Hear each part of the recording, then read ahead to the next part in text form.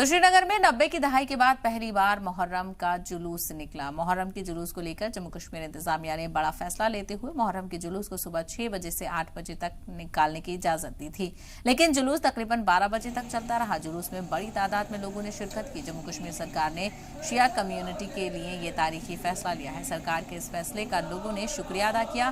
साथ ही सरकार ने इस जुलूस को पिछली सरकारों के लिए तमाचा बताया और कहा कि इससे ये साबित होता है कि यहाँ पर हालात नॉर्मल हैं।